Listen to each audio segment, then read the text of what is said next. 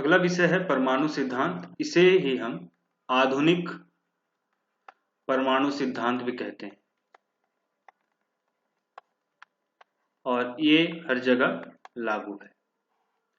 तो आधुनिक परमाणु सिद्धांत जो डाल्टन के द्वारा कमियां प्रदर्शित की गई थी या उनमें जो कमियां पाई गई थी उनका एक विस्तृत रूप है जो उन कमियों को दूर किया है। तो पहला सिद्धांत यह है जो उन्होंने कहा था कि परमाणु अविभाज्य है, लेकिन यहां पर ऐसा नहीं है। परमाणु अविभाज्य है। अविभाज्य का अर्थ होता है कि इसे और तोड़ा जा सकता है और इसके अंदर जो तोड़कर बनाते हैं वो होता है इलेक्ट्रॉन,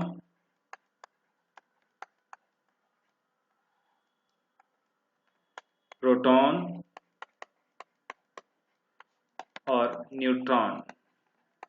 ये तीन भाग में परमाणु अविभाज्य हो जाता है, यानी कि अविभाज्य नहीं है। ठीक है। और इसमें सबसे छोटा जो कण होगा वो कौन होता है? इलेक्ट्रॉन, जो कि रासायनिक क्रिया में भाग लेता है। तो इलेक्ट्रॉन सबसे छोटा कण होगा, जो कि डाल्टन ने कहा था परमाणु सबसे छोटा कण होता है जो रासायनिक अभिक्रिया में भाग लेता है। तो इलेक्ट्रॉन सबसे छोटा कण होता है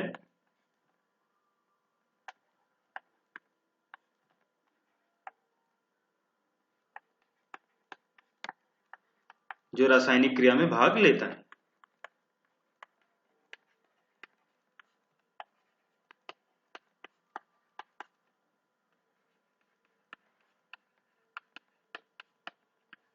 ठीक है। तीसरा बिंदु अगर हम जानना चाहें तो जैसा उन्होंने कहा था कि हर एक जो तत्व होता है एक ही परमाणु से बनते हैं, तो ऐसा बिल्कुल नहीं होता है। एक ही तत्व विभिन्न परमाणुओं से बनते हैं। परमाणुओं से मिलकर बन सकते हैं। जैसे, ठीक है, समझिए इसको। विभिन्न परमाणु मतलब जैसे हम लोग बात कर रहे थे कि मान लीजिए एक परमाणु है, एक कोई तत्व है, तो तत्व को छोटे छोटे भाग में तोड़ेंगे तो सबसे छोटा कण क्या कहलाएगा? परमाणु।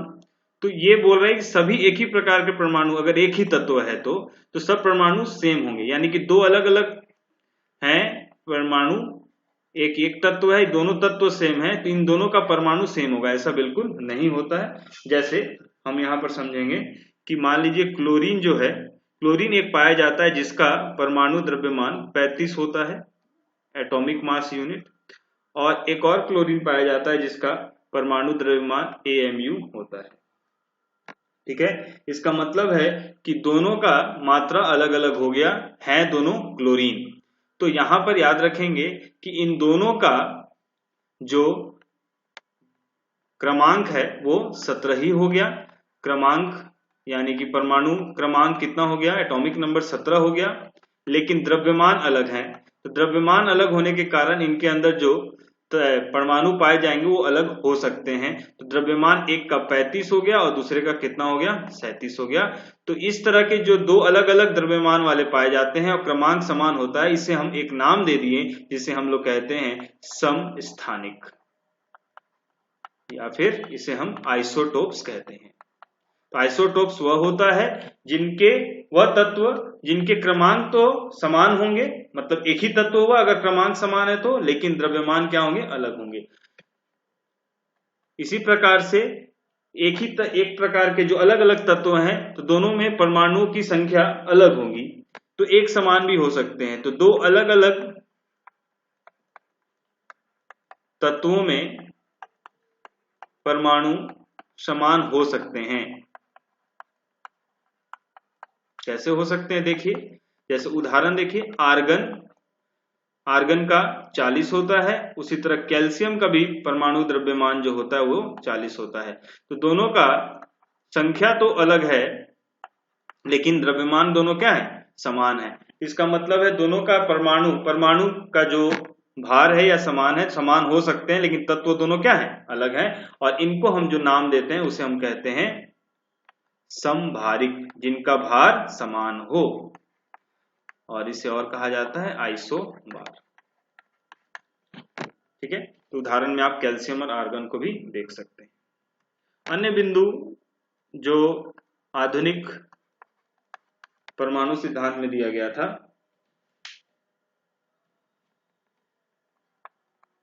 एक तत्व का परमाणु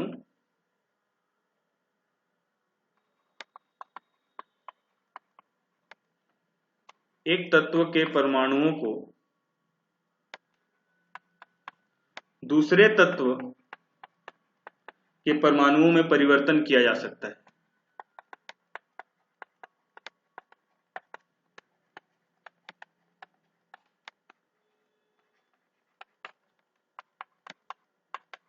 जब वो इलेक्ट्रॉन को क्या करेगा, दूसरे को डोनेट करेगा। जब इलेक्ट्रॉन का वो उसमें हार्स होगा या वो दान करेगा तो आराम से वो क्या कर सकता है, दूसरे को परिवर्तित किया जा सकता है। जैसे देखिए,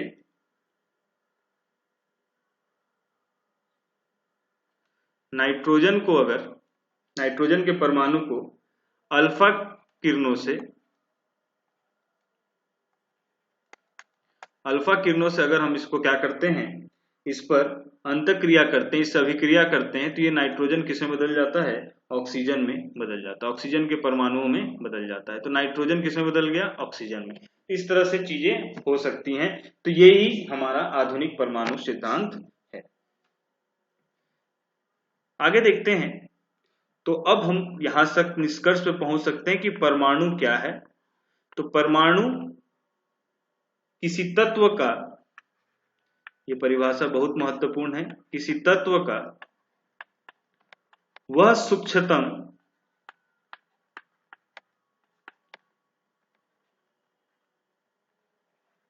सूक्ष्मतम कण होते हैं जो रासायनिक क्रिया में,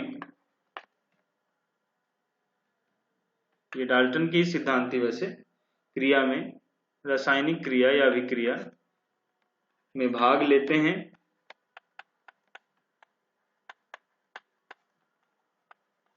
और वह अविनाशी हैं, इनका विनाश नहीं हो सकता।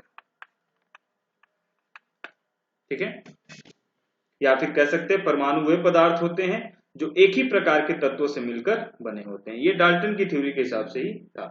आगे देखते हैं अणु।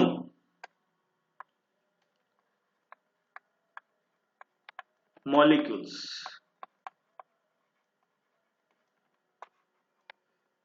देखिए, तो सबसे छोटा कण मान लीजिए क्या हो गया, परमाणु।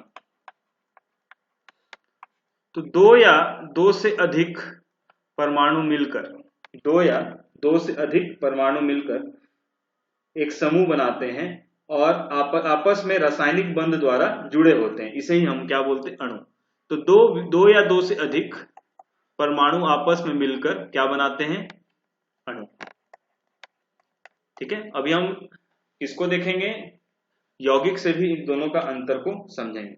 तो अणु किसी पदार्थ का वह सूक्ष्मतम कण है जिसका स्वतंत्र अस्तित्व होता है और वह जिसमें पदार्थ के सभी गुण निहित होते हैं। ठीक है, तो याद रखेंगे ये हमारा क्या हो गया, अणु। अब अणु कैसे, जैसे मान लीजिए कि ऑक्सीजन का एक परमाणु ऑक्सीजन के दूसरा परमाणु से मिलकर क्या बना सकता है, H2। इसको ऑक्सीजन का अणु कहेंगे। ठीक है, हाइड्रोजन का एक, हाइड्रोजन का दो क्या बना लेगा, H2। तो यह हाइड्रोजन का क्या हो गया, अणु हो गया। क्लोरीन का एक, क्लोरीन का दो मिलकर क्या बना लिया, क्लोरीन 2। तो क्लोरीन का ये क्या हो गया, अणु हो गया। इसी तरह H2, दो हाइड्रोजन के अणु और एक ऑक्सीजन मिलकर H2O, तो ये भी एक अणु हो गया। Na+Cl, ये भी क्या हो गया, एक अणु हो गया। ठीक है, तो दो समान या फिर भिन्न, समान या फिर भिन्न मिलकर जो पदार्थ बनाते हैं जिसका खुद का एक क्या हो, अपना अस्तित्व हो, उसे हम क्या बोलेंगे, हम अणु कहेंगे। और हम इसी के साथ समझते हैं, मान लीजिए यौगिक हम पढ़ चुके हैं। यौगिक क्या कहता था कि दो या दो से अधिक भिन्न पदार्थ एक नियम, एक सीमित मात्रा में मिलकर किसका निर्माण करते हैं, यौगिक का निर्माण करते। लेकिन वहां पर दो एक पदार्थ का अगर हम योग करते हैं तो इसे हम यौगिक नहीं कहेंगे। इसका मतलब है कि ये तीनों यौगिक नहीं है, ये यौगिक भी है और अणु भी है। इसका मतलब हम कह सकते हैं कि सभी यौगिक अणु होते हैं। ठीक है, ये सभी यौगिक जो हैं, ये सभी यौगिक जो हैं क्या होते हैं, अणु होते हैं। लेकिन या किंतु सभी अणु यौगिक नहीं होते हैं। सभी अणु यौगिक नहीं होते हैं।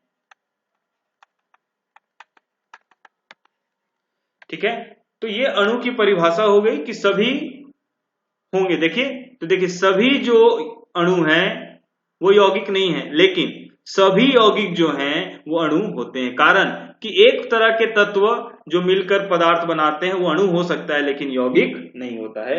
और अनुपात जो है वो जैसा यौगिक में था वैसा ही होगा। तो इसे हम कहते हैं अणु।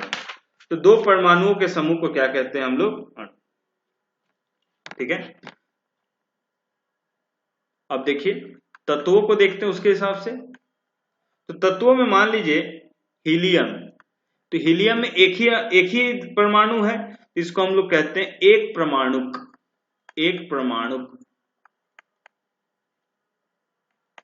ये अणु नहीं है, एक परमाणु है। अगर यहां पर बात करते हैं नियॉन, ये भी क्या है, एक परमाणुक है। अगर हाइड्रोजन की बात करें तो हाइड्रोजन क्या बनता है, द्विपरमाणु के दो हाइड्रोजन के एटम मिलकर बनाते हैं हाइड्रोजन को, तो यहां हो जाएगा द्विपरमाणुक। उसी तरह नाइट्रोजन भी द्वि, और उसी तरह अगर बात करें सल्फर, तो सल्फर केवल क्या है, एक। सल्फर क्या है, सल्फर के कई बन सकते हैं, तो सल्फर किसी के साथ कुछ भी बना सकता है, इस कारण से हम लोग क्या बोलते हैं इसको, बहुपरमाणुक। ठीक है, नाइट्रोजन द्विपरमाणुक। इसी तरह फास्फोरस कितना बना सकता है, तो फास्फोरस चतुर्परमाणुक।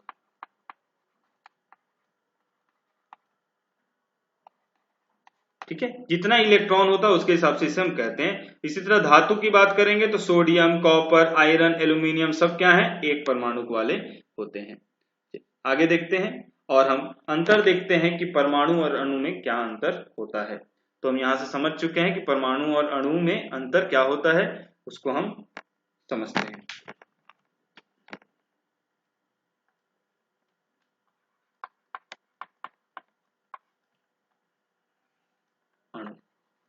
जल्दी से इसको देखते हैं कि परमाणु अणु में क्या अंतर होता है। तो परमाणु तत्वों का सबसे सूक्ष्मतम कण होता है और ये पदार्थ का सबसे सूक्ष्मतम कण होता है। ठीक है, पदार्थ का सूक्ष्मतम कण,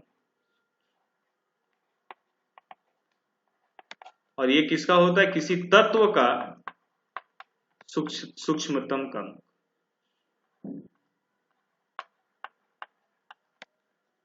ठीक है, ये रासायनिक क्रिया में भाग लेते हैं,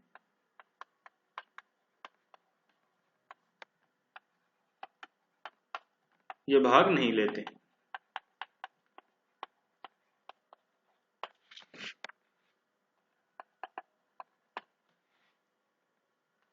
किसी तत्व के सभी परमाणु समान होते हैं, सभी परमाणु समान होते हैं। और ये कैसे बनता है, एक या अनेक प्रकार के परमाणुओं से बनता है, तो समान होने का चांस ही नहीं है।